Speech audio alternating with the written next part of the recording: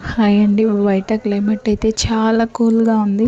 So ఇలాంటప్పుడు మనకి ఏదైనా మంచి వేడివేడిగా తినాలి అనిపిస్తూ ఉంటుంది కదండి అందరికీ. అది కాక క్రిస్మస్ హాలిడేస్ ముందుగానే ఇచ్చారండి. అస్సలు పిల్లలతో మామూలుగా ఉండట్లేదు అనమాట. చాలా అంటే చాలా బిజీ అయిపోతున్నాము కిడ్స్ తోటి.